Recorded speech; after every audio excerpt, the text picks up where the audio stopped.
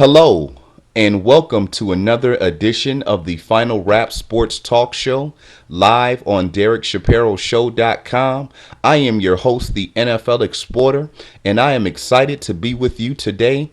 We're just 2 days away from the opening kickoff of the 2014 NFL season, which will see the defending Super Bowl champion Seattle Seahawks host the Green Bay Packers. And that is exactly where we're going to start our coverage today. Now, this is a big game. We know that the Seahawks won the Super Bowl last year. We had them rated number one in our overall power rankings in the NFL, as well as our power rankings in the NFC conference. And we know that the Green Bay Packers have won the NFC North Division for the last 3 years in a row, but have been knocked out of the playoffs the last 2 years in the first round. Both of these teams are certainly fully loaded and in position to win their divisions like both of them did respectively last year. Both of these teams have a lot of great players. They're certainly playoff contenders, and they are Super Bowl contenders as well. So this could very well end up being a preview of the NFC Championship game. Now, when you're looking at Seattle, they're fully loaded. The only players that they lost on offense were wide receiver Golden Tate. Did lose a couple pieces on defense. Lost defensive tackle Red Bryant. Lost defensive end Chris Clemens. Also lost defensive backs Walter Thurman, as well as Brandon Browner.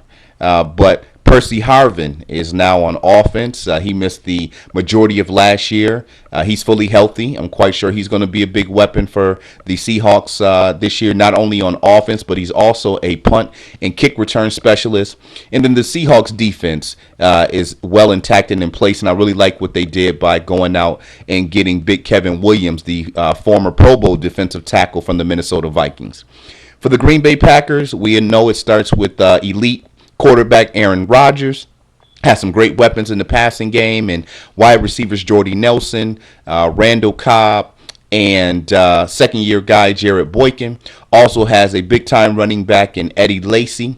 And then when you look at the Packers defense, it definitely took a hit in the preseason. They lost their top defensive tackle, B.J. Raji, to a torn tricep, so he's gone for the year. But they still have Clay Matthews Jr. They brought in Julius Peppers from the Chicago Bears.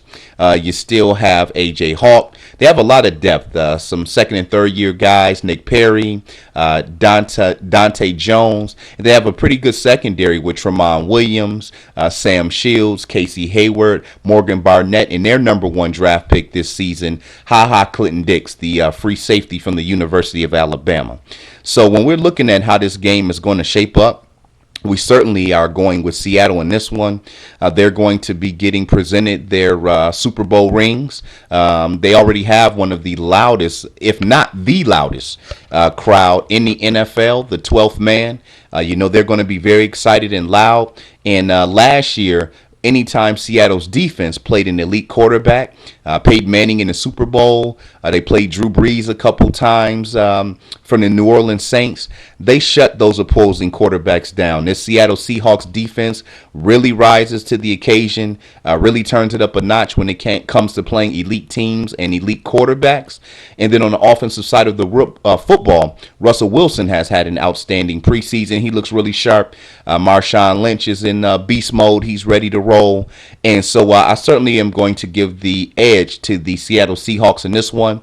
I'm not sure. It could be a close game. Again, Aaron Rodgers, I know that the Packers are going to be really focused, but I think that crowd noise, the adrenaline rush through the Seahawks and their defense, and the Seahawks overall, tough to beat, have only lost one home game in the past 2 seasons. So I certainly expect for Seattle to get their season off to a good start by handling the Green Bay Packers. I'm going to go in this one, Seattle 27, Green Bay 17. Next, we have the New Orleans Saints. They're playing at the Atlanta Falcons, a familiar division foe right there, and a very fierce rivalry. We know that there are a lot of New Orleans Saints fans who actually live in Atlanta, and then being being that I used to live in Atlanta myself, I know that is something that's definitely a big rivalry and tradition. You always see a lot of Atlanta Falcons fans make the trip to New Orleans for that game, and in this particular case, there'll certainly be a lot of New Orleans Saints fans making a trip out to Atlanta in this one. I think this is a very intriguing matchup. When you look at the New Orleans Saints, they're a playoff team from last year, obviously led by elite quarterback Drew Brees. He's going to be back at it again this year. He has a ton of weapons. Jimmy Graham, big-time tight end, Marcus Colston. Some young guys in the equation with second-year player Kenny Stills and rookie Brandon Cooks. I think the Saints are also going to look to effectively run the football this year. Mark Ingram, their running back, has looked really well. Be interesting to see how he does. He's certainly a player who was on our fantasy football radar, who we're going to be keeping an eye on. You're also looking at the New Orleans Saints defense. This is their second year under defensive coordinator Rob Ryan.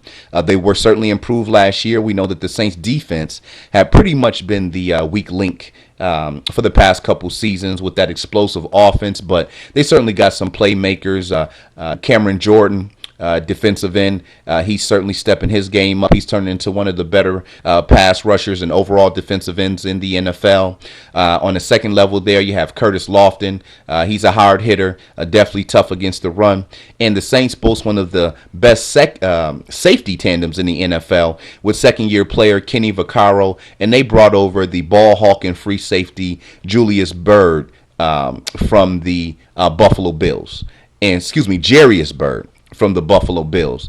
And so I certainly think the Saints have some pieces in place for that defense to be better than what it was last year. And it's going to be real interesting to see what type of balance this New Orleans Saints team is going to bring to the table. I think them and the Packers, who have the explosive finesse offenses, we're certainly looking to get a little bit tougher across the board on the offense and defensive side of the football. Now, when we look at the Atlanta Falcons, certainly they're stacked on offense as well. They have quarterback Matt Ryan, who certainly established himself as a top 10 quarterback in the NFL. He has two big-time wide receivers in Julio Jones and Roddy White. Now, they did lose future Hall of Fame tight end Tony Gonzalez. He retired, so they're going to need someone to step in and take his place. I know they're planning on running a lot of 3 wide receiver sets, so I think that bodes well for Harry Douglas. He's a slot wide receiver, had 85 catches last year as Julio Jones missed the last 11 games and Roddy White battled through injuries.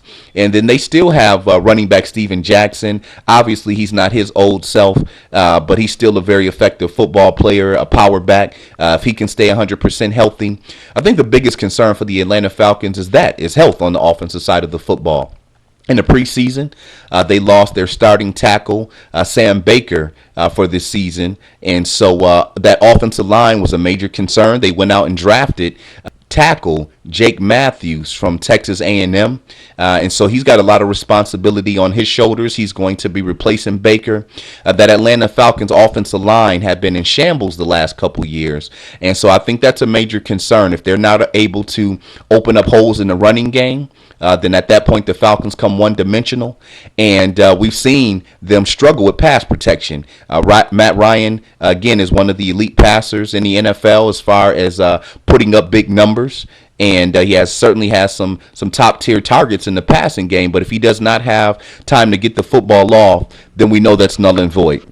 On the flip side, for the Atlanta Falcons, their defense has not looked impressive at all. They lost their top player, Sean Witherspoon, early in the preseason with a ACL injury, so he'll be gone for the year. And the Falcons have, some veteran players, but I'm not sure how it's going to translate over to the football field. There's certainly a defense that I'm going to be keeping my eye on, because if they're unable to hold up their end of the bargain, then the Falcons offense is going to be under a lot of pressure to put up a lot of points all season long. When I look at this game, I think New Orleans has the better overall team. I think their defense is a little better, and they have some better options across the board on offense, and Drew Brees is a better quarterback than Matt Ryan. So I'm going to take New Orleans opening up with a road victory. It's going to be a hostile environment down in Atlanta, but I like New Orleans in this one, 31-21. Next, we have the Cincinnati Bengals traveling to the Baltimore Ravens. Another big-time in-division rivalry going on there. This should be a very good ball game. I think these teams are pretty much evenly matched across the board. The Bengals won the AFC North division last year. They're returning quarterback Andy Dalton. They have one of the best wide receivers in the NFL with A.J. Green. They have some pretty good running backs. You have Giovanni Bernard and also rookie Jeremy Hill. Now, Ben Jarvis Green Ellis had been with the team, but he was released when the team made its final cut. So it'll be Bernard and Hill carrying their workload on the ground. So I certainly think that gave a bump up to Giovanni Bernard's stock when we get to that a little bit later in our fantasy football. And then I think a big loss for the Bengals offense right now is they're without their second best wide receiver, Marvin Jones. He's not supposed to be back somewhere until between weeks 3 and 5. And so the Bengals are going to have to find some creative ways to get the job done in the air. They do have Mohamed Sanu, who's a very sound receiver, but that offense is much better when Marvin Jones is in the lineup. The Bengals do have a couple good tight ends in Jermaine Gresham and Tyler Eifert. So I think that Andy Dalton is going to be put to the test right away. The quarterback struck a big offseason contract deal, and he's got a lot of pressure on him now to come out and perform. When you look on the defensive side of the football for the Cincinnati Bengals, certainly have some question marks there. Geno Atkins, who was a Pro Bowl defensive tackle coming into last season, got hurt about halfway through last year with an ACL injury. He's not back to 100%. Seeing him getting out there in preseason, you can tell he's still favoring that knee a little bit. They also lost defensive end Michael Johnson to the Tampa Bay Buccaneers. So the Bengals are certainly going to have to find a way to shore up their defensive front line and be able to get pressure on the quarterback like we've seen in past years. I like what they're bringing to the table at linebacker. Ray Malaluga, when he can stay healthy, is a pretty versatile linebacker. Hopefully he can make it through a full NFL season. Has not been able to do that yet. And then Vontaze Burfict is obviously one of the best outside linebackers in the NFL. And so I like that. And then they have a good secondary. Now, there are some veterans. You have Terrence Newman. He's 35 years old. Leon Hall, 29. But they do have some nice depth. You have Adam Jones is still there in the nickel. And then they went out and got Darquez Dennard, who was considered the top defensive back coming out of college. So they certainly have some nice depth there at the cornerback position. And then Reggie Nelson's a good center fielder playing back at safety. When we take it to the Baltimore Ravens, certainly think that their team has improved from last year. They came off of a Super Bowl win, and what we've seen in past years in the NFL is usually one of the two teams who make it to the Super Bowl. The following year, they don't make it back to the playoffs. That was certainly the case last year for the Ravens. When you look on the offensive side of the football, obviously the big story that came from the preseason, they're going to be without their starting running back, Ray Rice, for the first 2 games of the season. He's suffering a suspension due to a domestic violence incident, which we're going to talk about a little bit later in the show as well. Joe Flacco, starting quarterback, has some more weapons to work with in the passing game. Last year, he was pretty much relegated to Torrey Smith, his top target, and trying to work in a bunch of rookies and older veterans. Jacoby Jones, who's a veteran and pretty good all-around player, he also suffered through some injuries. So this year, Flacco has Torrey Smith, who I mentioned as his top target. Jacoby Jones is healthy. He'll be the number 3 receiver. They brought over the veteran Steve Smith from the Carolina Panthers. Has certainly been a good fit for that team thus far. Very fiery player, savvy veteran, brings some leadership and toughness. So that'll work out good for the Ravens as well. And then you have second-year player Marlon Brown. So he has 4 pretty good receivers there. Also has tight end Dennis Pitta, who missed the majority of last season. That's certainly one of Flacco's favorite weapons in the passing game. The Ravens offense also have a new offensive coordinator in Gary Kubiak, who's bringing that zone blocking scheme over from what we used to see a couple years ago with the Houston Texans. And so I think that's going to help that run offense as well. The defense I really like, especially their front 7. You have Haloti Ngata at defensive tackle. They did a great job this year by going out and drafting defensive tackle Timmy Jernigan from Florida State. You have Courtney Upshaw, Terrell Suggs, Elvis Dumerville, another one of their draft picks this year in the first round, C.J. Mosley, Darryl Tapp. So this is a very, very, very aggressive front seven that you're seeing for the Baltimore Ravens. Their secondary has a couple good players as well, cornerbacks, Jimmy Smith and Ladarius Webb. So the safety position is really my major concern for this team. They're going to have to do much better on the back end than what they did last year. But I think this Ravens team is certainly going to compete tooth and nail to get that division back underneath their wings from the Cincinnati Bengals. In this one, I'm going to go with the Ravens at home. I'm going to go 24-21. I think it's going to be a very hard-hitting game. Certainly one I'm going to be keeping my eyes on. Should be very exciting to see how this one turns out. Next, you have the Buffalo Bills traveling to the Chicago Bears. This one has the Bears written all over it. We know that the Bears boast one of the better offenses in the league. Quarterback Jay Cutler has some of the top-notch skill position players you're going to find in the NFL. Running back Matt Forte can do it all. Wide receivers Brandon Marshall and Alshon Jeffrey led the NFL in total yards last year. Very solid tight end in Martellus Bennett. And they've been able to shore up their offensive line over the past couple of years, which had been a problem for some time out in Chicago. When you look on the defensive side of the football, I think that's where you want to see the Bears get back to form. Now, we know that the Bears lost Julius Peppers, but they were able to replace him with in-division defensive end Jared Allen from the Minnesota Vikings. So I think that was an excellent pickup. They shouldn't see a drop-off in pass rushing at all. And then on the second level, you have outside linebacker Lance Briggs, certainly one of the top 100 players in the NFL, voted that the last couple years by his peers. They're really hoping that DJ Williams can stay healthy at inside linebacker. Has only been able to play 11 games over the last 2 seasons. His veteran leadership would certainly help. They have two of the best defensive backs in the NFL in Charles Peanut Tillman and Tim Jennings. Both of those guys were Pro Bowlers last year. And then the safety position is also another position where I'm concerned. You know, the Bears have to do a better job holding up their back end. They've gotten burnt on a lot of deep passes over the years. All in all, I think the Bears just have a much better team on this Sunday. The Buffalo Bills offense really struggled in the preseason. Second-year quarterback E.J. Manuel is still trying to figure things out. They certainly have some good running backs in C.J. Spiller, Fred Jackson. Those guys certainly know how to get the job done. But the passing game certainly is going to have to get on track for Buffalo if they're going to have any hope this year. They have some young receivers, rookie Sammy Watkins, who's trying to recover from a bruised rib that he suffered in the preseason. He's not back to 100% yet. They have Robert Woods, a second-year wide receiver from USC.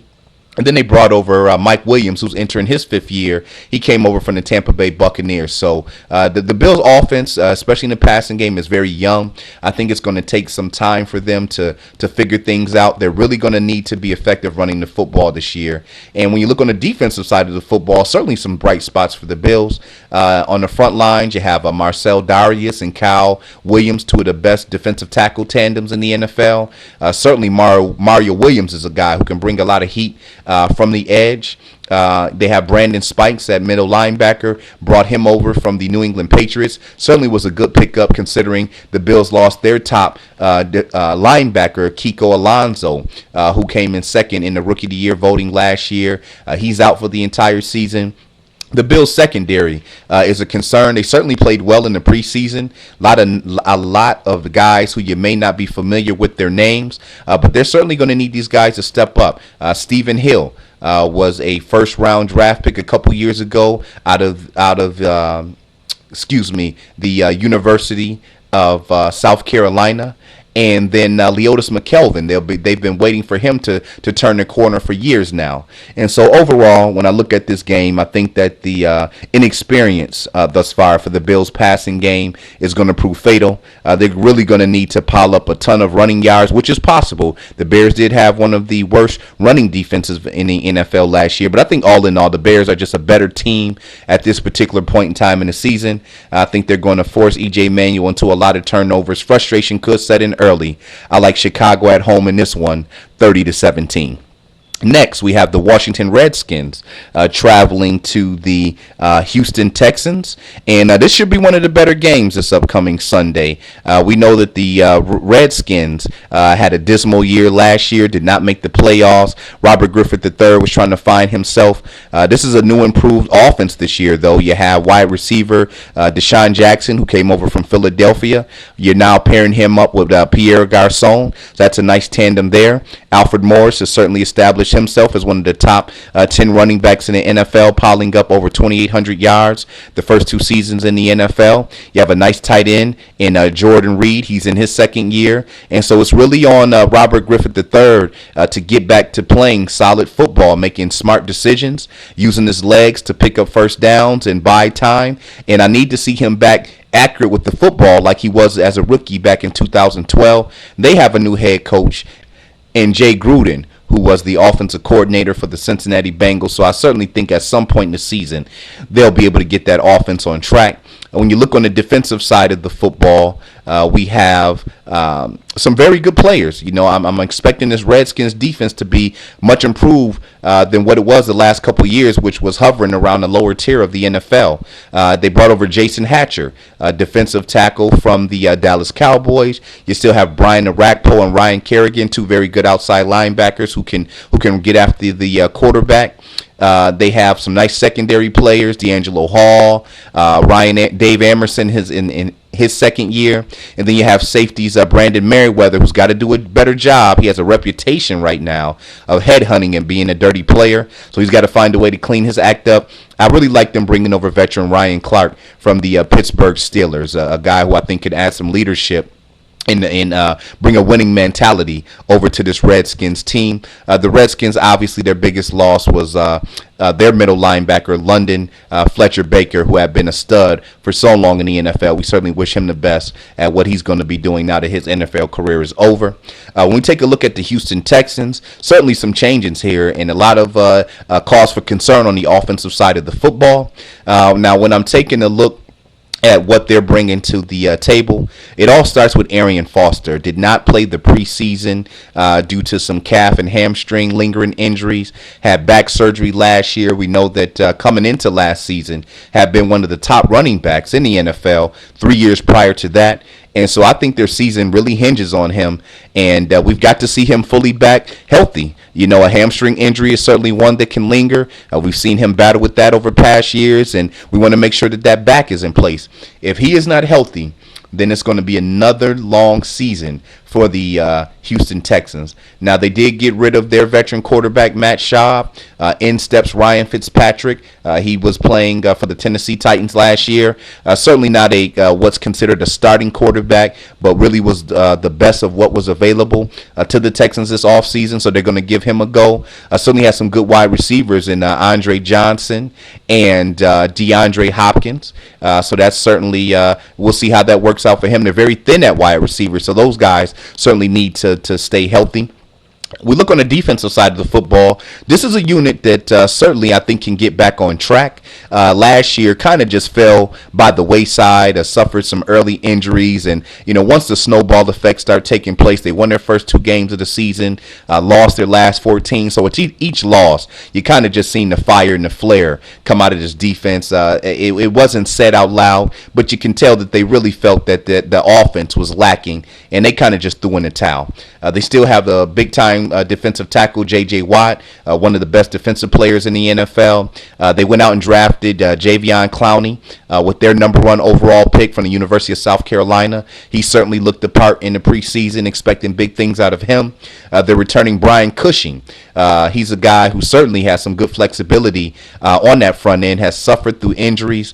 We certainly hope he can make it through a full season.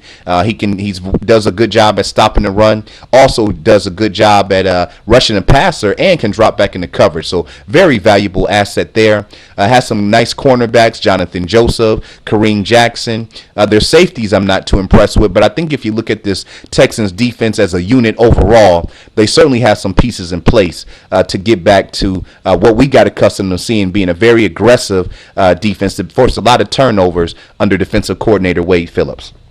Taking a look at this game, I think that the Redskins have a little bit more talent across the board, especially on the offensive side of the football.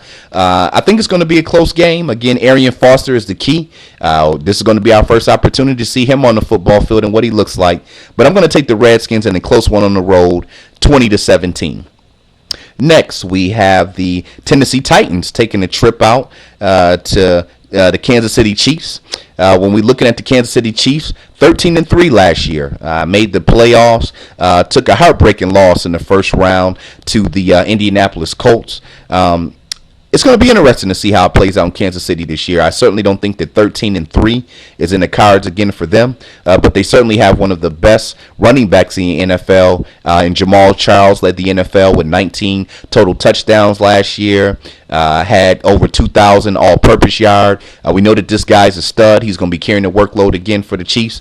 But outside of him, I don't see a lot of weapons. Now, they do have Dwayne Bowe, who's going to miss the first game of the season due to a suspension violating the NFL marijuana policy. But I've been hearing reports coming out of training camp that his finger was messed up. I don't know if it was dislocated, broken, what it was, but he's dropping a lot of footballs. Has been a very ineffective player over the last couple years as far as being consistent. And so he's really their only solidified weapon in the passing game. A guy I'm interested to seeing how they may use. They did lose Dexter McCluster, who was playing running back, kind of a flanker position. They lost him in free agency. They went out and picked up DeAnthony Thomas, an exciting player from the University of Oregon. So I'll be interested to see maybe if they can get him involved in the passing game.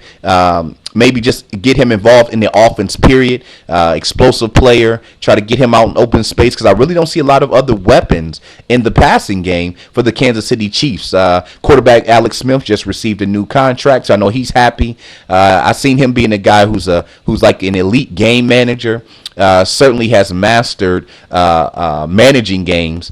He doesn't turn the football over, so that certainly helps, playing smart football. A lot of times, if you're able to just move the ball and let your defense hold up its own, which is pretty much the name of the game in Kansas City, that was the recipe of success. So we'll see if he can be efficient again in that short West Coast passing game. Defensively, certainly the strong suit for the Chiefs. Have a lot of talent there. Defensive tackle Dontari Poe, outside linebacker Justin Houston, and Tamba Ali are certainly one of the best pass rushing duos in the league.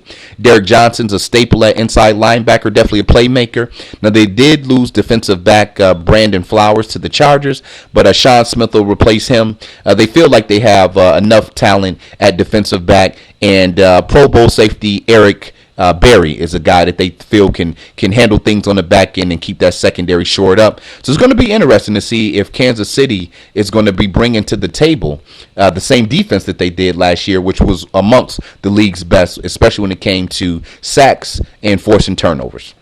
We'll take a look at the Tennessee Titans. Certainly a different ball club from what we've seen in past years. Chris Johnson is no longer there. He's now with the New York Jets. So the Titans are going to be relying on Sean Green, the veteran, and rookie Bishop Sankey to try to effectively run the football. And that's going to be interesting to see how that works out because the Titans have one of the best run blocking offensive lines in the NFL with the likes of Michael Ruse, Chance Warmack, Levitri, Eric Wood, and they also brought in Michael O'Hare from the Baltimore Ravens and then drafted Taylor Lewan, who was one of the best offensive linemen coming out this year in the NFL draft. So they certainly have a good offensive line. See if they can open up holes or if the running backs can exploit some of that push that they create up front. I think it all rests on quarterback Jake Locker. He's entering the contract year, has not performed well, has struggled with injuries and being accurate with the football. Doesn't have the most established weapons in the passing game. Kendall Wright is in his third year, Justin Hunter in his second year, and then they have the veteran Nate Washington. So I think it's going to be real interesting to see what type of scheme and strategy that the Titans are planning on using this year. I'm quite sure they want to run the football to set up play action and try to set Jake Locker up for as much success as possible. But I think that the Titans defense is their strong suit as well. Like the players they have. Nice linebacking core. Picked up veteran Sean Phillips, outside linebacker from the Denver Broncos. We kind of know him from he made his mark with the San Diego Chargers in the front part of his career. They have Akeem Ayers. You have Zach Brown. And so they certainly have some very good linebackers there. I like their secondary as well. Jason McCourty, very sound defensive back. Then you have the hard-hitting Bernard Pollard at safety and free safety Michael Griffin. This should be a very good game. I think that the Titans will be able to compete more than what we suspect. I think, again, Jake Locker holds the keys. If he's unable to effectively move the ball through the air, if the Chiefs can get a lot of pressure on him, then I think it may be a long day for that Titans offense. We're going to take Kansas City at home in this one, 24-14. Next, New England is traveling to Miami. As you recall from our power rankings in the AFC, we have New England coming in at number 2. Certainly have high expectations for them this year. They're loaded. Tom Brady has all of his weapons back fully healthy on offense. I'm not sure if Rob Gronkowski is going to play in this football game, but certainly in the next week or two. I don't think it'll be any later than week 3 at this point, obviously, with the nonstop injuries he suffered over the last 2 seasons. They just want to make sure that he's fully oiled and ready to go. And so even without him, though, the offense is stacked with weapons. I think that Tom Brady and his offense is going to get back on track this year. I think one thing that we certainly want to note is that they traded their guard, Logan Mankins, who had been a Pro Bowler for so many years for the Patriots. They traded him to the Tampa Bay Buccaneers. And so be interesting to see if that offensive line struggles with continuity or opening up holes in the running game as well as pass protection. You look on the defensive side of the football, this defense is loaded. Up front, you have Vince Wilfork. You have Chandler Jones, and on the second level, you have Donta Hightower, you have Jared Mayo, Rob Ninkovich. You look in the secondary, they made 2 key additions. Went out and got Darrelle Revis from the Tampa Bay Buccaneers and Brandon Browner from the Seattle Seahawks. Both of those gentlemen, when they play at a high level, certainly locked down corners. And so I think that this Patriots team is certainly in place to make another run towards a Super Bowl. When we look at the Miami Dolphins, this is a team that just missed the playoffs last year by 1 game. They're certainly trying to compete. I have them as the second best team in the AFC East, and they've gotten an opportunity to show what they have from the opening whistle this year playing the Patriots, who are favored to win the division. When you look at Miami's offense, certainly have some pieces in place. Ryan Tannehill's entering his 3rd year. If he can continue to make progress, he should have a very strong season. Almost threw for 4,000 yards last year, 24 TDs, but it was certainly the interceptions, 17 of those and the 6 fumbles that kind of put a black eye on his stats. They brought over running back Noshawn Moreno from the Denver Broncos to help improve their running game. They still have Lamar Miller. Passing the football, you have Mike Wallace. He certainly has amends to make. He's going to have to play much better than he did last year. Brian Hartline is a legitimate number 2 wide receiver. And then they have some talent in the slot. Jarvis Landry's a rookie. Rashard Matthews came on strong last year, and you have Brandon Gibson. And then Charles Clay is a tight end who's certainly emerging and looking to make his mark in the NFL by having a good season again. He had over 700 receiving yards and 6 TDs last year. And so I think the issues that we're going to be looking at here for the Dolphins is their offensive line. They're without their starting center, Mike Pouncey. I have to get back to you guys. I apologize. I did not get that piece of information. I know originally he was supposed to be out for half of the year. I believe the latest reports I heard, it may be the entire year. So I'll make sure to get the full skinny on his situation. But they've got to replace some offensive linemen. Now, they did bring over Brandon Albert from the Kansas City Chiefs at tackle, so I certainly think that'll help in pass protection. But the offensive line overall has certainly got to gel. They've got a rookie starting at tackle on the other side of Albert, and we know that's very difficult to do in the NFL. You look at the Dolphins' defense, certainly a strong suit. Cameron Wake is one of the best pass rushers in the NFL. He has certainly looked very good in the preseason getting after the quarterback. You have some tough guys on the inside with Big Randy Starks and Jared Udrich. And then you have Philip Willer, Donnell Ellerbe at linebacker. And then you also have a nice cornerback tandem in Cortland Finnegan and Brent Grimes, Louis Delmas, another welcome addition from the Detroit Lions. And so it's going to be very interesting to see. On paper, this Dolphins defense looks like a top 10 defense, but we'll see if it's actually going to translate over to the football field. Nonetheless, I like the New England Patriots to open up with a road victory. We're going to take the Patriots in this one 30-20. Next, I have the Oakland Raiders traveling to the New York Jets. Should be a very competitive game. When you look at the Jets, last year was an up and down season for them. Geno Smith, their second-year quarterback, certainly has a lot of pressure on him to come out and perform well this season. His inconsistencies pretty much kind of nailed the Jets down to low expectations last year. The Jets have some new trinkets on offense. They brought over Chris Johnson from the Tennessee Titans. They also went out and got Eric Decker from the Denver Broncos, and so they certainly made some upgrades to try to help their offense become a little bit stronger. But I'm not sure. I think second-year quarterback Geno Smith is going to continue to be up and down, just does not have the necessary weapons in the pass game to be effective. The Jets certainly are going to run the football a lot. Outside of Chris Johnson, you have Chris Ivory behind him, so they have two decent running backs. They certainly have some good offensive linemen, Willie Colon, Nick Mangold, DeBrickashaw Ferguson. I like that left side of that line, so they're certainly going to look to do a good job of running the football. But it's going to be interesting to see. You know, that Jets offense struggled last year. I'm anticipating that being the case as well this year. You look on the defensive side of the football for the New York Jets. Certainly have some good pieces in place on the front end. Calvin Pace, Muhammad Wilkerson, returning Defensive Rookie of the Year. Sheldon Richardson at defensive tackle. David Harris is a very hard-hitting inside linebacker. And Quentin Coples is a guy who's continuing to establish himself as well. But their secondary is very weak. D. Milliner is the best defensive back, and he's only in his second year, so he's still learning what it takes to be a legitimate defensive back in the NFL.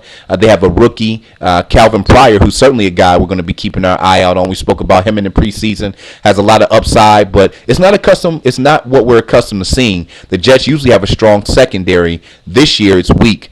It's going to be interesting to see how Rex Ryan can piece that secondary together.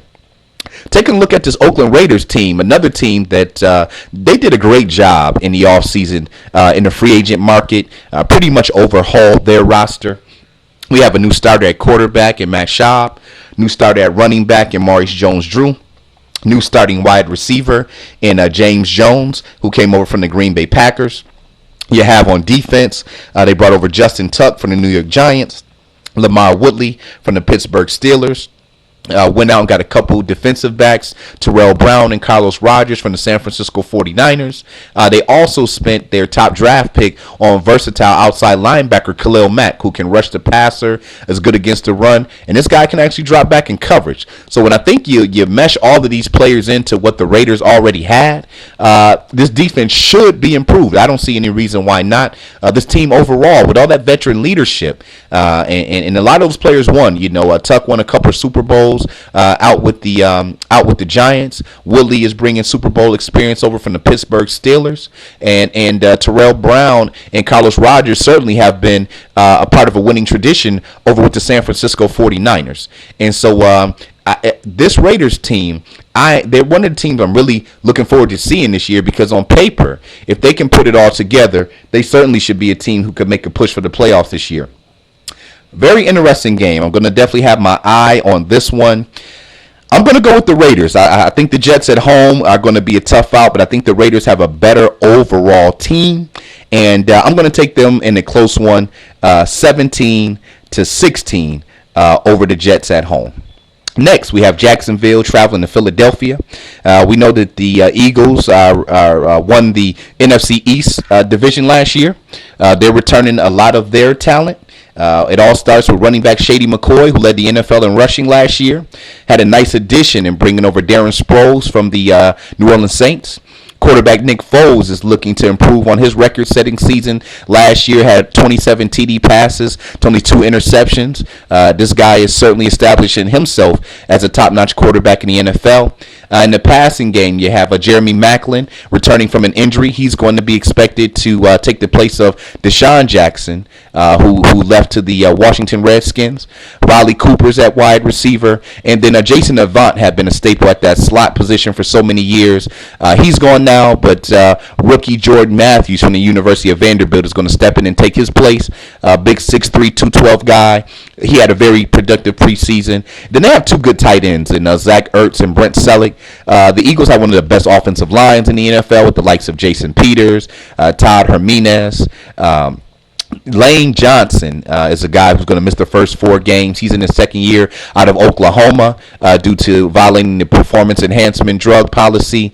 But when he returns, that line will get much better. All in all, that Eagles offense is fully loaded. It should be real fun watching the Eagles play offense this year under second-year head coach Chip Kelly, who's also brought a very powerful spread offense to Philadelphia. We look on the defensive side of the football, obviously, with a lot of these teams in the NFL who have these big-time offenses. The defense is usually the area of concern. Now, when you look here, certainly has some veterans in D'Amico Ryans at inside linebacker. Trent Cole, outside linebacker, guy who can still get after the quarterback. Connor Barwin's on the other side of him at outside linebacker, another guy who's pretty good at stopping the run and can rush the passer. Michael Kendricks is a young player who certainly seems to be improving his play in his first couple years. In the secondary, you have Kerry Williams and Brandon Boykin, so you certainly like those two guys. And I really like what they did by bringing in Malcolm Jenkins, a guy who is going to bring over a winning pedigree from the New Orleans Saints. He's playing safety alongside Nate Allen. And so this Philadelphia Eagles team is loaded. I certainly have them favored to win the NFC East division again.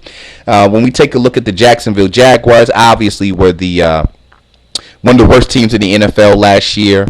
Not sure how it's going to look for them this year. Certainly doesn't look too promising. Just don't have a competitive roster that they're able to bring to the field on a week in and week out basis. We'll start on the offense where the bright spots are. You have quarterback Chad Henne. In the passing game, has some weapons with Cecil Shorts III. A couple good rookies in Marquise Lee and Hearns, who they got off the who came in basically as a walk-on. You know, this guy was not even drafted this year. And Mercedes Lewis is a pretty good tight end. They're certainly going to need their offensive line to hold up. I know they're happy to have their number one draft pick from a year ago, Luke Jokel, who missed last year due to injury. Happy to have him back to help with pass protection, open some holes in the running game. But that's where my issue is. They brought over Toby Gerhart from the Minnesota Vikings. He was a backup to Adrian Peterson and not proven, did not show much promise in the preseason. So if Jacksonville is unable to effectively run the football, they're going to become one-dimensional, having to pass a lot. And any time that you're predictable and one-dimensional in the NFL, defenses are able to figure out and kind of put some plans in place to stop that. So they certainly got their work cut out trying to get a running game established out in Jacksonville. Defensive side of the football, certainly a big problem. Not too many names we know. They tried to bring in some veterans, you know, Red Bryant from Seattle, Chris Clemens from Seattle. Also went out and got veteran Jason Babin. None of those guys, you know, are really elite players, kind of veterans, but hopefully can come in and try to solidify the trenches. So you certainly have to respect the Jaguars' efforts to do that. At linebacker, Paul Paulsnowski is certainly a guy who keeps his nose around the football. Has been a solid player since entering the NFL. But I think that secondary is of major concern. Not one player that we can name. Just too much pressure. This Jacksonville Jaguars defense and team overall just does not have the continuity or the players in place to be competitive on a week in and week out basis over the long haul of a 16-game season. So we're going to be watching the Jaguars. You know, it's a new season. Anything can happen, but it doesn't look well. We certainly like Philadelphia in this one at home, 34-14. Next, we have the Cleveland Browns traveling to the Pittsburgh Steelers. AFC North battle should definitely be a very hard-hitting game. This should be a lot of fun. I'm expecting a grudge match here. I think these teams are very well matched. Now, obviously, the Steelers are better on offense. We certainly like quarterback Ben Roethlisberger. Has a big-time target outside in Antonio Brown, veteran tight end Heath Miller, and two big running backs in Le'Veon Bell and LeGarrette Blount, who they brought over from the New England Patriots. The Steelers are also happy to have their offensive line healthy. Marquise Pouncey missed last year with an injury. Their number one draft pick from a year ago, David DeCastro, missed last season with the injury. Both those guys are back in the lineup. They shored up their front line with Mike Adams. And so, the Steelers' offense only concern really is the other wide receivers besides Antonio Brown. You have a second-year wide receiver and Marcus Wheaton and a bunch of young players there. So that passing game is going to certainly have to get on track. The teams are going to come out and look to stop Antonio Brown. So we'll see how that works out. But Pittsburgh wants to really establish themselves as a power running team, get back to their original identity, which is pounding the football. So we'll see if they can make that happen. Defensive side of the football, not what we're accustomed to seeing as well. Got a lot of new faces there. The only veterans who are left on that team are Troy Polamalu, Ike Taylor, Lawrence Timmons. And so not too many guys still left on that Steelers defense that was so vaunted for so many years. So they're going to need a lot of their new players to step up. Last year they went out and drafted Jarvis Jones, outside linebacker from University of Georgia. He's going to have to play much better. Really didn't do too much last year. And they also drafted this year Ryan Shazier, inside linebacker from Ohio State. He's looked very good, had a very impressive preseason, so they're going to expect a lot from him. Now, when we look at the Cleveland Browns, this is a team who on the offensive side of the football took their biggest hit by having their wide receiver Josh Gordon suspended for the entire NFL season. We know that Gordon led the NFL in receiving yards last year. Certainly is a big-time player, so they're going to have to make amends without him, which automatically put their passing game in a bit of a suspect position. Now, they still do have Jordan Cameron, who's a very good tight end, had over 900 receiving yards last year, but without Josh Gordon on the outside, I think the coverage is going to shift a little bit more over to him at tight end. We've seen his production drop off when he started emerging last year, and the Browns are certainly going to have to establish the running game. Now, last year they did not have a running back to rush for over 400 yards, and I think that speaks volumes. Now, they did draft Terrence West. He certainly looked good in the preseason. Then they brought over Ben Tate from the Houston Texans, so they're going to try to find some balance between those two running backs to take some pressure off of Brian Hoyer, who ended up winning the starting job kind of by default in the preseason because neither him or rookie quarterback Johnny Manziel played well. We're going to talk about Manziel a little bit later on in our show. But that offense looks like it's going to struggle, especially in the passing game this year. They don't have any established receivers. They cut Nate Burleson, the veteran. So, Lavelle Hawkins is a guy who's going to be expected to, Andrew Hawkins is going to be a guy who's expected to try to make some waves in the passing games. Not sure how that's going to play out.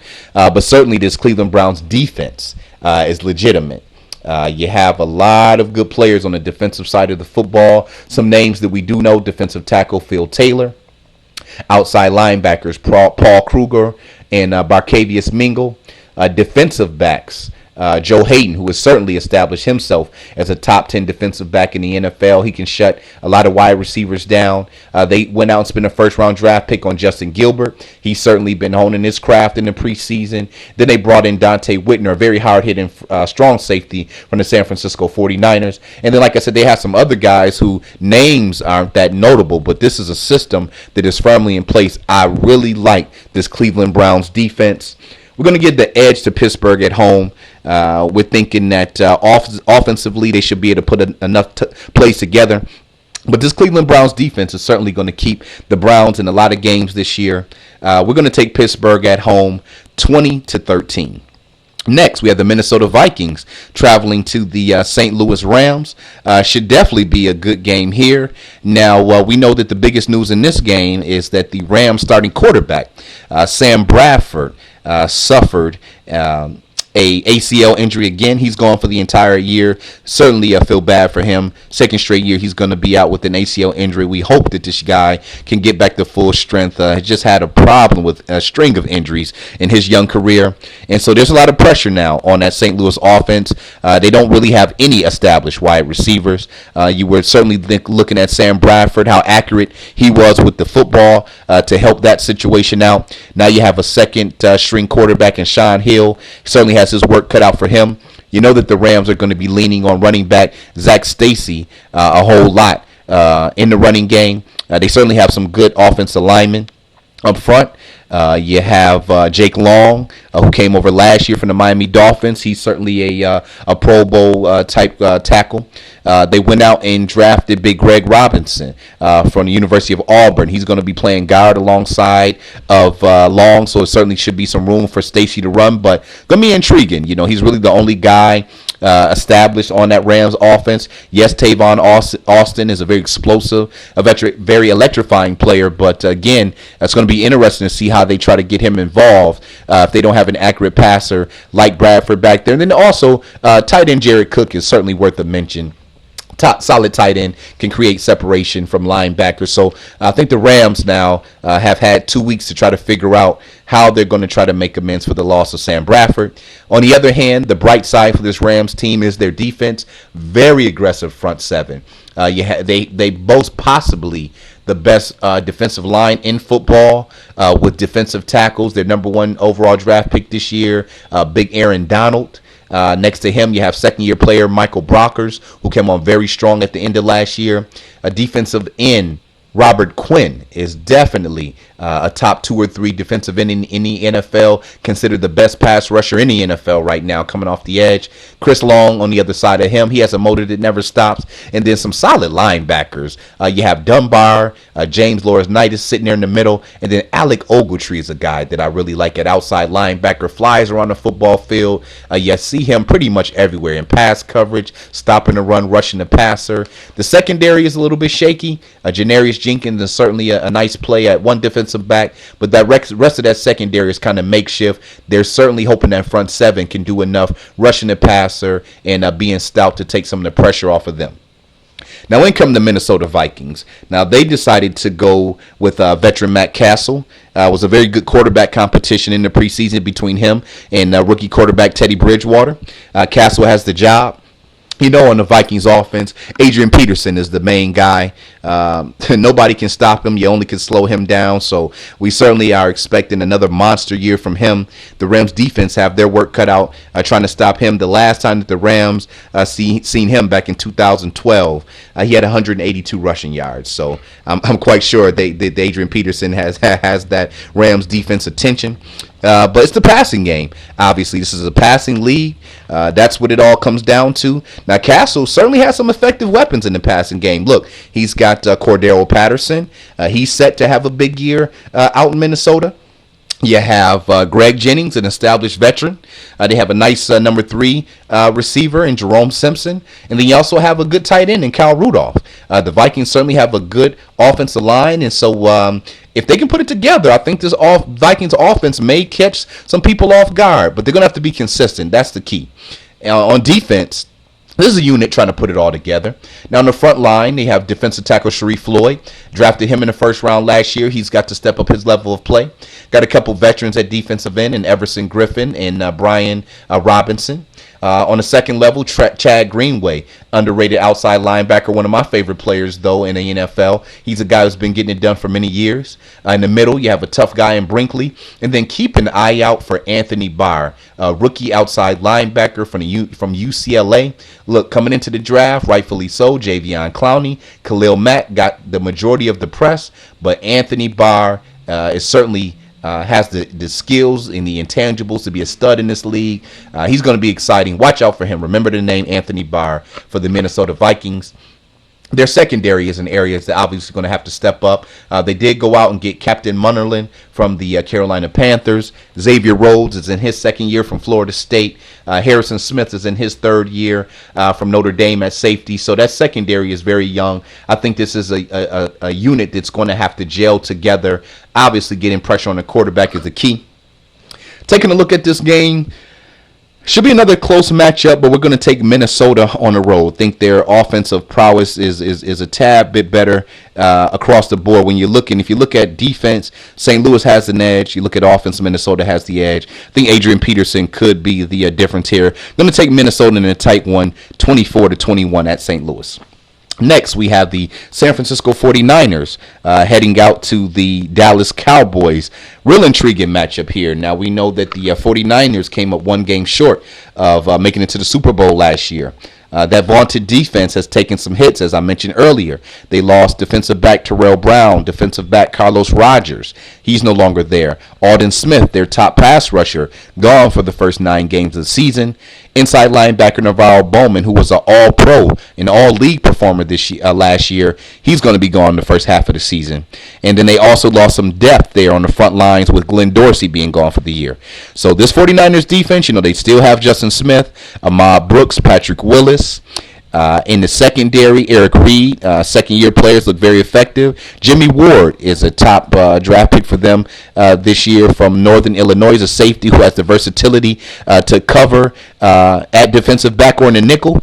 And so I think the 49ers defense, they got the work cut out for them. This is not the vaunted defense that we've seen coming in from past years. A lot of veteran leadership, systems in place, so they're going to be tough. But it's going to be interesting to see if they're unable to get a pass rush. Are they going to be able to hold up because the secondary is not as good as it has been in past years. Excuse my lingo there. Offensive side of the football, loaded. I think that this offense is certainly going to have to step up and carry the load. That defense have been doing it for so long. Now that they're a little bit undermanned until they can get at full strength, all the pieces are in place for the 49ers. You have running back Frank Gore. Colin Kaepernick signed a big contract in the offseason. It's time for him to put up or shut up. All his weapons are healthy. Michael Crabtree and Quan Bolden, they went out and got him a legitimate number 3 wide receiver in Steve Johnson. You have a big-time tight end in Vernon Davis, one of the best run-blocking offensive lines in the NFL. They do struggle in pass protection, but they were finally able to work out terms with starting guard Alex Boone, who should be back in the lineup very soon. And so this 49ers team obviously has to deal within their own division first and try to get past Seattle. They're another team who certainly should be able to make a playoff push, but it's going to be a new formula in San Francisco this year. We're going to see how it works out. Dallas Cowboys coming into this year certainly are a team that we're going to be keeping our eyes on. Look, on the offensive side of the football, all the pieces are there. You have a big-time wide receiver in Dez Bryant. You have a big-time tight end in Jason Witten. You have a very good second wide receiver in Terrence Williams. The offensive line has been improved. The Cowboys have made efforts by drafting some good linemen over the past couple years to help shore that up. You have a very good running back in DeMarco Murray. Tony Romo, we know that he's not a quarterback who's going to lead you to a Super Bowl, but certainly is a quarterback who can get it done passing the football, 31 touchdowns, 10 interceptions last year, over 4,000 yards. And so the big question for the Dallas Cowboys is, A, Romo's another guy, had back surgery in the offseason. When he starts getting hit, is his health going to be able to hold up? DeMarco Murray's another player who's been known to get some nick and nag injuries and miss games. Can he stay healthy? And then the biggest question for this Cowboys team is on the defensive side of the football, where coming into the season on paper, it appears to be one of the worst in the NFL. In the offseason, you lose DeMarcus Ware. In OTAs, you lose your top linebacker in Sean Lee. You have 2 defensive backs who are going to miss the first 4 games of the season due to violating the NFL's performance enhancement drug policy. And so with that being said, the only players that we know of that they have left, you have linebacker Bruce Carter. Okay, you still have linebacker Anthony Spencer. Both of those guys are going to have to play at a very high level this year. Now, they did go out and get defensive tackle Henry Melton to try to help rushing the passer. Okay, but that secondary, which has been the weakness for this Cowboys defense for so long, continues to be inept. And if these guys are not going to be able to stop anybody from passing the football, if this defense is going to continue to play at the level it did last year, the Cowboys are in for another long season. They're going to be in a lot of shootouts. In this one, due to what I just told you, we're going to take the San Francisco 49ers on the road, 34-24. Next, Carolina Panthers traveling to Tampa Bay Buccaneers. Definitely another good game that is worth watching. Another NFC South division battle. Carolina Panthers 13-3 last year. Won the division, but got ousted in the first round by the San Francisco 49ers. The offense for this Carolina Panthers team is obviously on the offensive side of the football. Cam Newton was trying to get back to 100% after offseason ankle surgery. Ended up suffering a cracked rib / back contusion. And so he's got to be healthy. If he's not healthy, then the Carolina Panthers can forget it. This is their franchise player, a guy who's trying to establish himself as one of the top quarterbacks in the NFL. Even if he was fully healthy, he's got his work cut out for him. All new wide receivers. Now, they did go out and draft Kelvin Benjamin from the University of Florida State. Big 6'5", 240-pound receiver. He's coming in and asked to be the lead man. Looked very good in the preseason. The Panthers went out and got some veterans. Jericho Cotchery, Tyquan Underwood, Jason Avant. Not guys who certainly, speed, jumping, athleticism is not their calling card, but certainly savvy veterans who can, if nothing else, run some good routes and should be able to bring some sure hands to the table. Now, you still do have tight end Greg Olsen. He was ranked in our top 6 fantasy football tight end rankings when we discussed in the preseason. They're also going to have to make atonement for losing their top tackle in Jordan Gross. I'm quite sure that the Panthers are going to want to run the ball a lot this year. D'Angelo Williams is on his last leg. They really need for Jonathan Stewart to stay healthy to really help that running game out. And so it's going to be very interesting to see how the Carolina Panthers offense plays and what they're able to produce this year. Because right now, coming into the season, they have a lot of work to do. It doesn't look very promising at this particular point in time. Defensive side of the football, certainly where the strong suits are, have one of the best front sevens in the NFL. We're talking defensive tackle Star Luatelli. We're talking defensive ends Charles Johnson and Greg Hardy, who are one of the best tandems rushing the quarterback in the NFL. Now, when it comes to Hardy, he is facing a possible suspension. We're going to talk about him a little bit later on in the show, so I'm going to hold off on him. But he's facing a possible suspension, so he may not be there for quite some time. You have outside linebacker Thomas Davis, and then they have the returning defensive player of the year. In only his second year, he won that award. Inside linebacker Luke Kelce. He can get it done in pass coverage, rushing the quarterback, stopping the run. This guy's an absolute stud. Certainly is able to stabilize that Carolina defense. Their secondary is of concern as well. Not a lot of guys that we know of, but they're hoping their recipe from last year can hold up this year as well. Pretty much, which was having their front seven be so tough that the secondary was able to make the necessary plays when they needed to. Tampa Bay Buccaneers, I think there's going to be an exciting team to watch this year. Defensive side of the football certainly found themselves. I certainly like the talent that they have. Gerald McCoy made the Pro Bowl last year as a defensive tackle.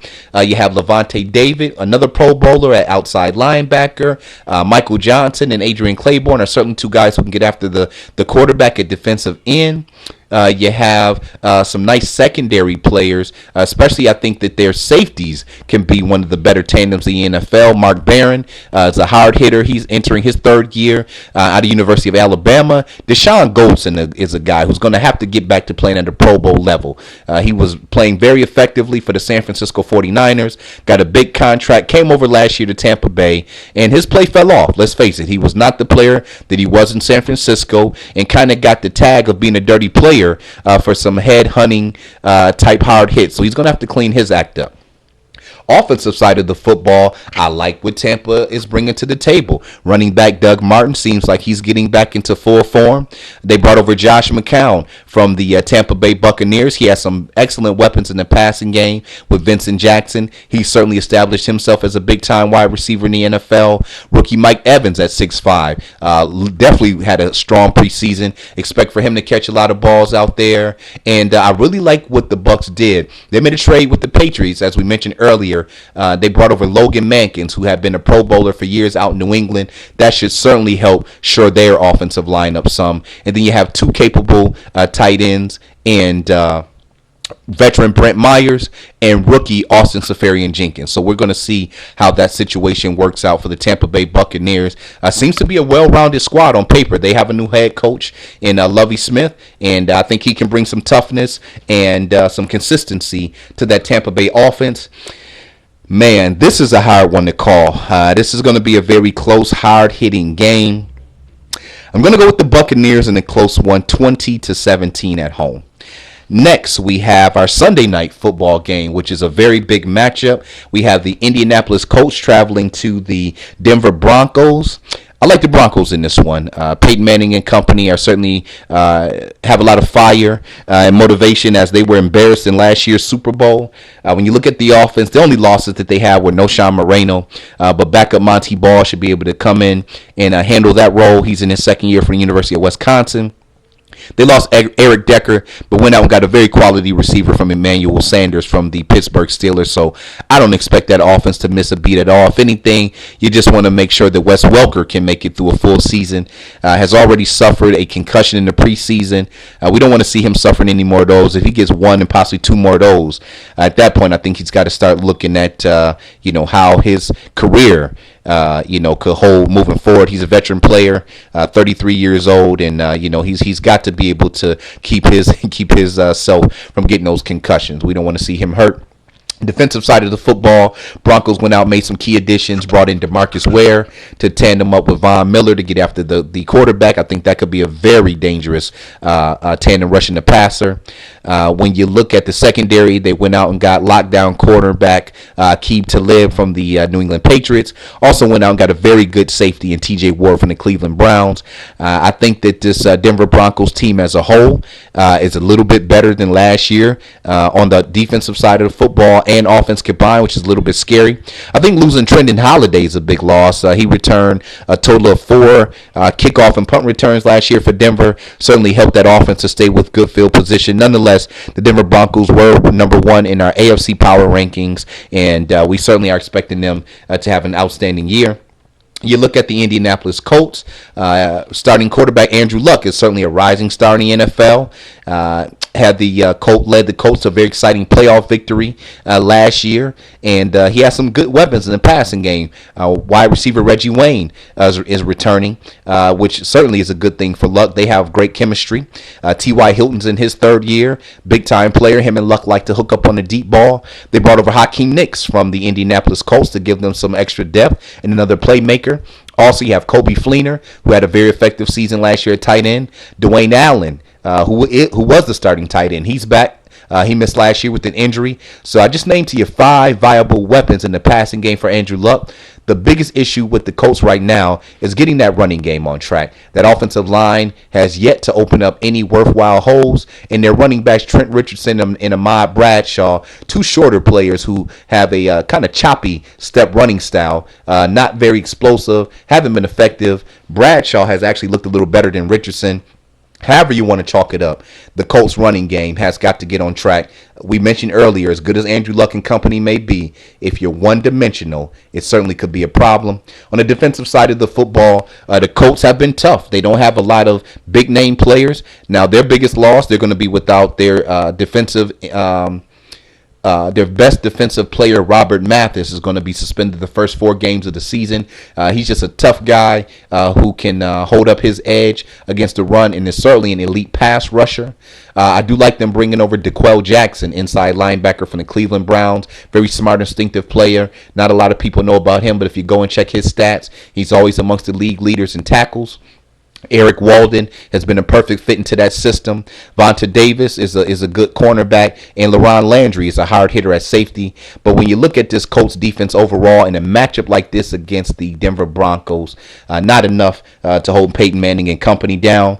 In this one, we're going to go with the Denver Broncos 34-24. Next, we have the New York Giants traveling to the Detroit Lions. Detroit is a very interesting team. They have one of the most explosive offenses in the NFL. Calvin Johnson and Matt Stafford, respectively, are the best 1-2 punch when you're looking at a quarterback hooking up with a wide receiver. But outside of Calvin Johnson, Stafford has at his disposal. They brought in Golden Tate from the Seattle Seahawks. You still have some other good young wide receivers there in Ryan Broyles. You also have depth at tight ends. You have Joseph Furier. You have Brandon Pettigrew. They also drafted Eric Ebron.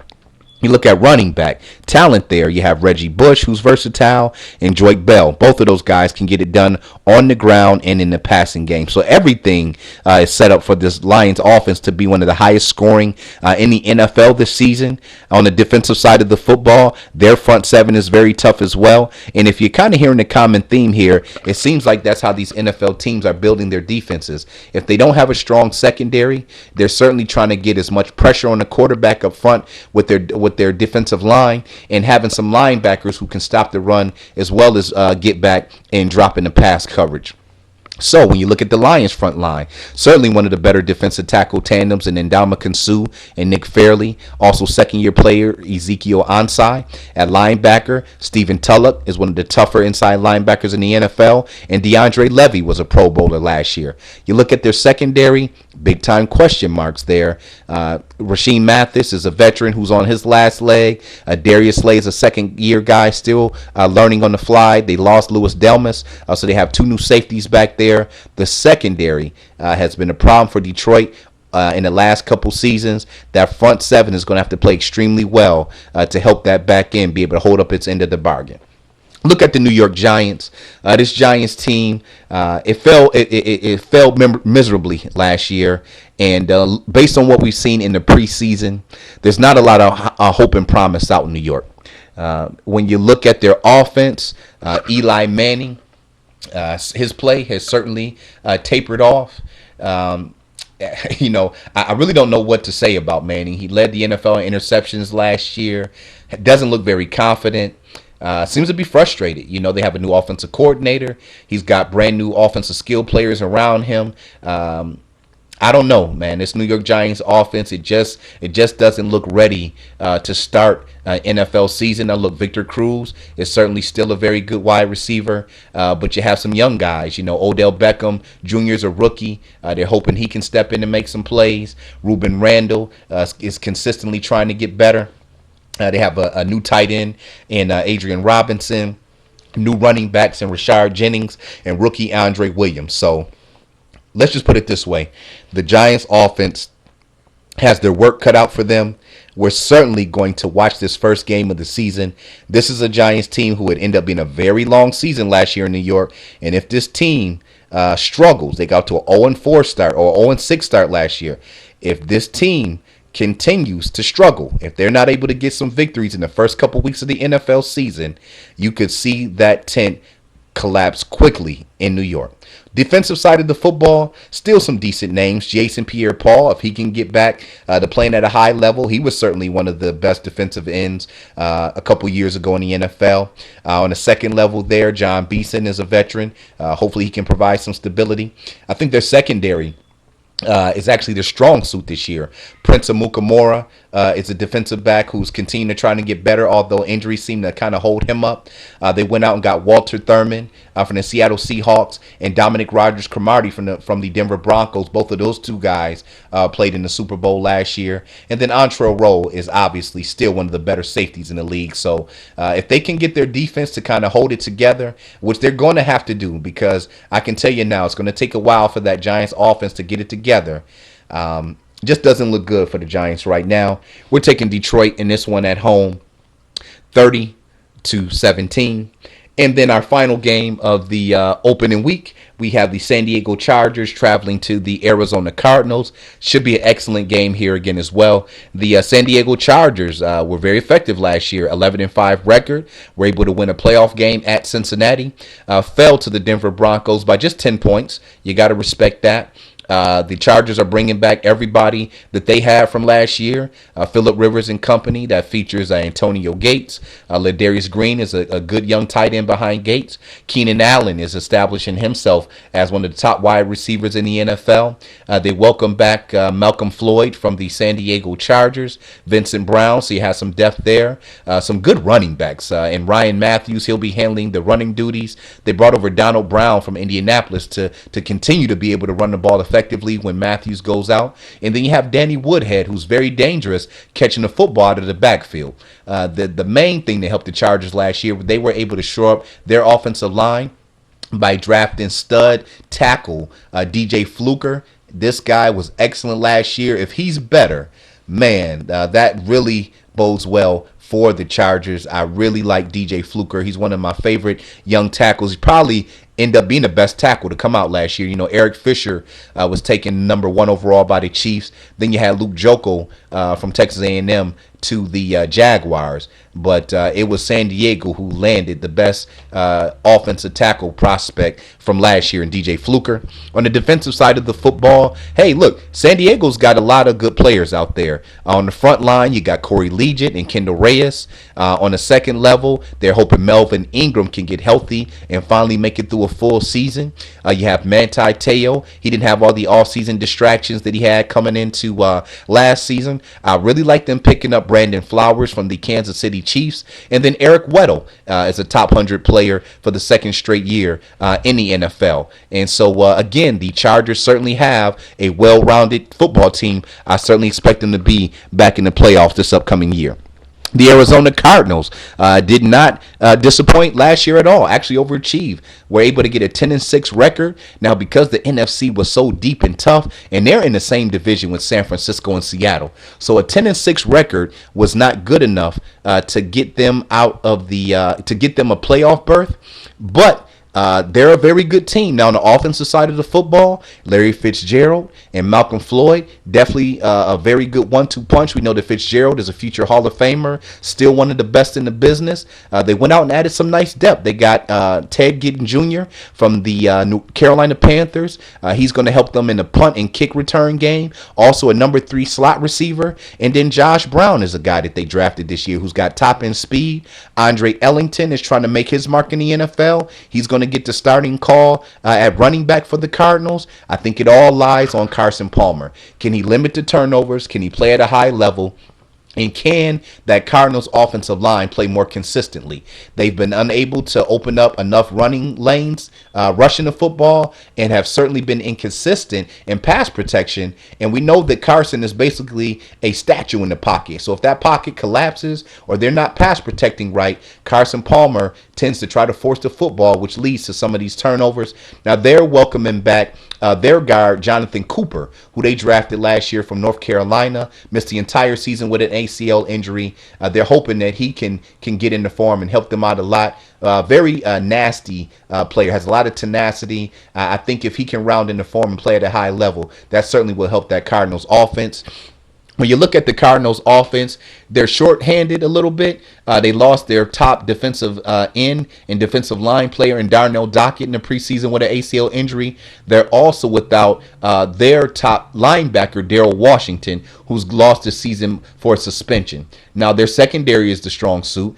They already had lockdown cornerback Patrick Peterson, who continues to get better, but certainly he's got to improve on his technique. This guy has raw athleticism, so a lot of time he kind of lets that be the forefront of his game. I think he'll understand that cornerbacks like Darrell Revis, Richard Sherman, some of these guys who are the top defensive backs in the NFL, they have the physical tools, but they spend a lot of time in the film room studying their opponents and habits and the receivers they're checking and things that the quarterbacks like to do in formation. So he certainly has room for improvement. They brought over Antonio Cromartie from the New York Jets. So I like their cornerbacks. These guys have the ability to shut opposing wide receivers down. And then the Honey Badger, Tyrann Mathieu, certainly had a good rookie campaign. He should be fully healthy. He'll be the starting safety. And so I think that the Cardinals are going to certainly have to prove they can continue to be tough in the front line on the trenches, and somebody's going to have to step up, namely second-year player Kevin Minter, who they drafted last year from LSU. One of those linebackers are going to have to step up and make some plays. They have veterans with Sean O'Hennessy and John Abraham, who could certainly, both those guys can get after the passer, but I think they're a liability when it comes to covering tight ends and running backs out the backfield. All in all, I think this is a very competitive game. This is close. We're going to go with the Chargers in a close road victory, 24-23. All right, that wraps up our preview for our upcoming NFL schedule. Again, this show is the final wrap, and so what we're going to do each week is we're going to review all of the football games that we just talked about on the weekend and week out basis, and then also just touch a little bit on our fantasy football section as well, reviewing some of those matchups. All right, that wraps up the Final Wrap Sports Talk Show. I am your host, the NFL Exporter, for DerekShapiroShow.com. You want to make sure to join us each and every Tuesday at 7 p.m. And then if you happen to miss the show on Tuesdays, make sure to catch the re-air of the broadcast at 2 p.m. on Saturdays. Worst case scenario, you can't catch either show. Simply go to the archive section on DerekShapiroShow.com. And make sure to check out the NFL Exporter, and then whatever month that we're in. All of our shows were for the month of August. We are now into September, so you want to look under NFL Exporter Archives for the month of September. All right. Also, check us out online. For myself, you can catch me on all my social networks. You can catch me on Facebook, or you can catch me on Twitter. That's at NFL Exporter. NFLExporter.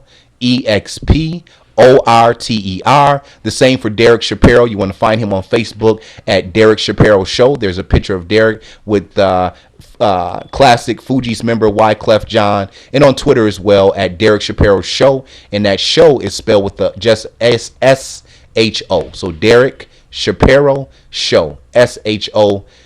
Thanks for tuning in, and make sure to check out the website throughout the week. I kind of ran out of time today, but I do want to give you guys a little bit of an overview of how the fantasy football drafts went. We talked a lot of fantasy football in the preseason, and also get into some interesting topics from around the league. So be looking out for some exclusive videos throughout the week on DerekShapiroShow.com and floating around the internet as well. My YouTube channel is NFLExporter, spelled the same exact way. So let's go ahead and make it happen. We've got a great NFL season. This was week 1. I hope everybody enjoys the kickoff on Thursday night, enjoys the games on Sunday and then Monday night, and I'll be looking forward to seeing you next Tuesday, 7 p.m. on the Final Wrap Sports Talk Show here on DerekShapiroShow.com. I'm the NFL Exporter signing out. 1100.